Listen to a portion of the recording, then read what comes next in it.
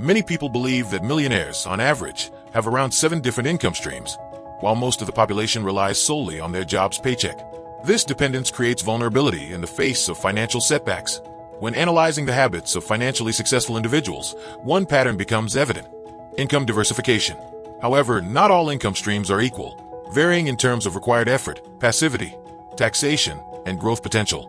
In this video, we'll explore the 7 most common ways millionaires build their wealth.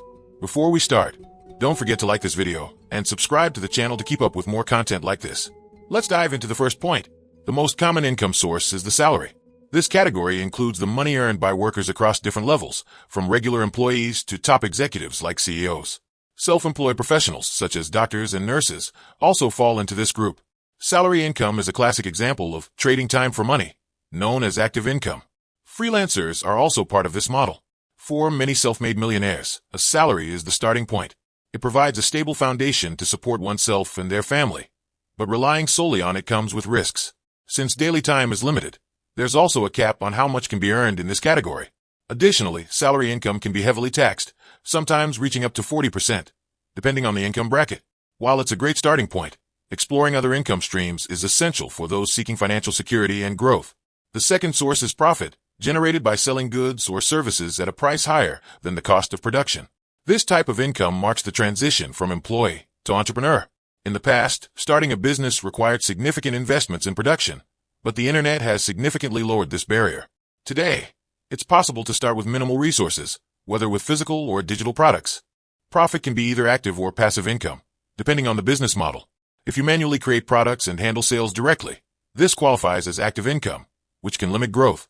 On the other hand, choosing to outsource production or focus on digital products allows for more passive income.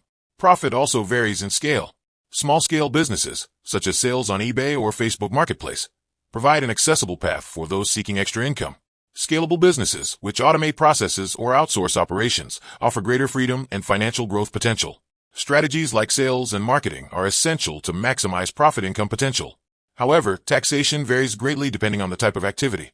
Entrepreneurs involved in reselling or small-scale production typically face tax rates similar to those applied to salary income. Meanwhile, those structuring their businesses as corporations can access significant tax benefits by utilizing corporate strategies to reduce taxes. The third income source is interest. This type of income is generated by receiving interest payments on funds loaned. However, lending money to friends or acquaintances is generally not recommended. A safer approach is to invest in alternatives like bank CDBs, corporate bonds, or government securities. While these investments are considered stable, returns tend to be modest, ranging between 1% and 4% per year. For those seeking higher returns, there are more innovative but riskier options. Interest income is classified as passive, as it requires little direct intervention from the investor. The fourth income source is dividends. Dividends are payments made by companies to their shareholders as a way of sharing part of the profits.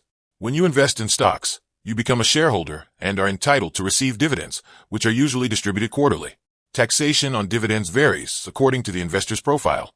For example, qualified dividends may be taxed at a lower rate, starting at 0% for earnings below $600, and going up to a maximum of 20% for gains over $425,000.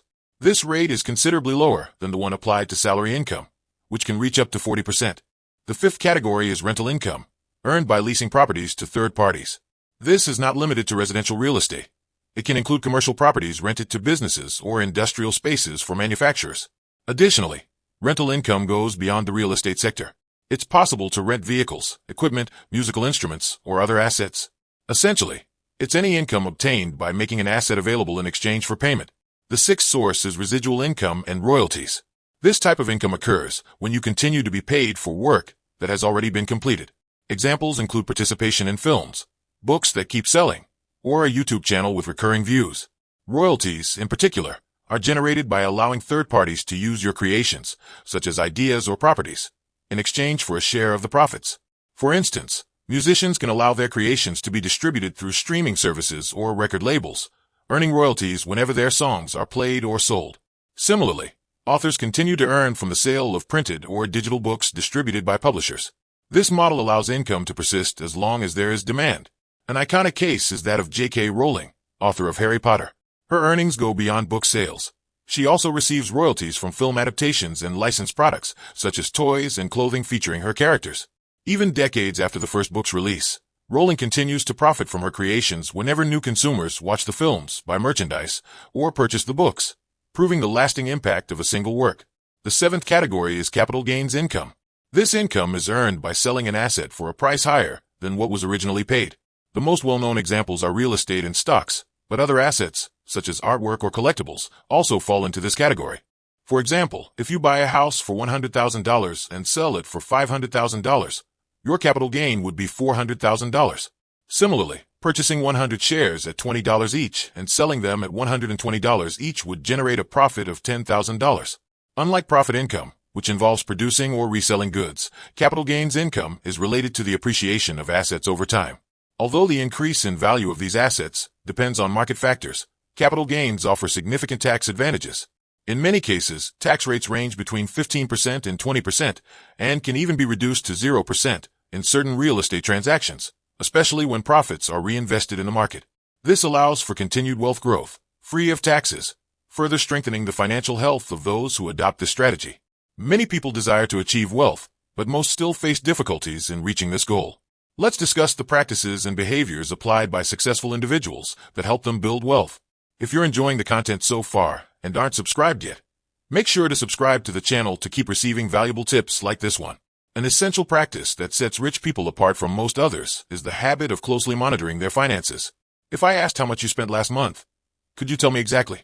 Can you break down how you allocate your income, such as the percentage spent on bills, savings, leisure, and investments? It's virtually impossible to improve your financial situation without understanding where your money goes. Developing the habit of tracking every expense not only helps in effectively managing your current finances, but also empowers you to make smarter decisions with larger amounts in the future. The first step in controlling your finances is to organize your spending into three main categories. Income includes all the money you receive in a month, whether from your job, side gigs, or other sources. Fixed expenses. These are essential costs for your survival, such as rent or mortgage payments, utility bills, and groceries.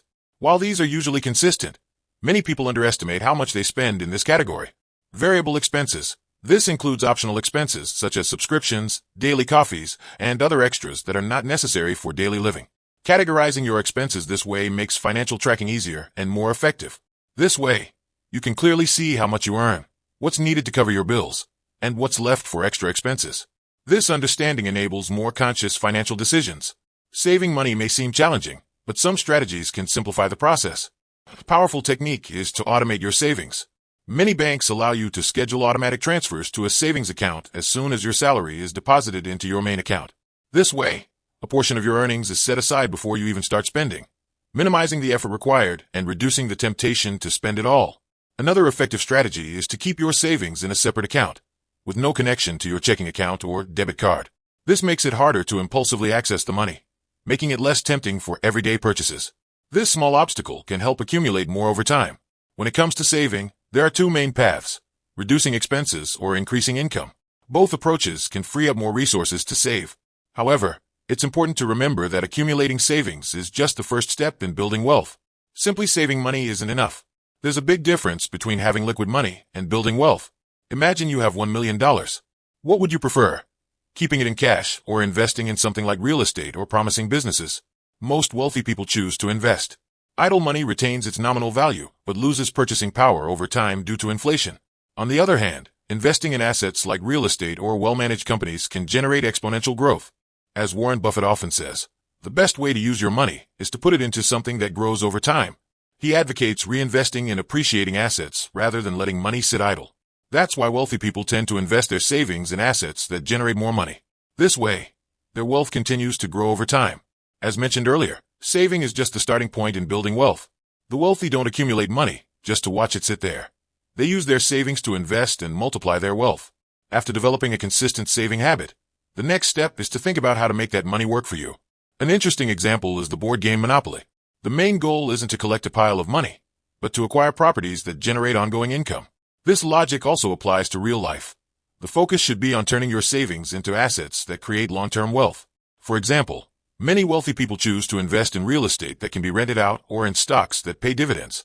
These investments make money work for them, allowing their wealth to grow even without direct effort. Instead of relying solely on work to generate income, they seek to build a continuous stream of passive income. Another interesting point is that wealthy people often live below their financial means, especially at the beginning of building their fortunes. While many believe that the rich spend without limits, the reality is quite different. If we look at the new billionaires of recent decades, we can see a clear pattern. They tend to be frugal, even while earning a lot of money. Instead of spending fortunes on luxury cars or extravagant mansions, many choose to maintain a modest lifestyle. This doesn't mean they never spend on expensive items, but rather that they do so in a planned and strategic way. Unfortunately, some people, even with high incomes, fall into the trap of excessive spending and end up facing financial difficulties. On the other hand, those who accumulate vast fortunes think beyond immediate consumption. They seek a balance between living comfortably and investing in the expansion of their wealth. One strategy that the wealthy use to maintain their wealth is to spend only the earnings generated by their investments rather than touching their principal capital.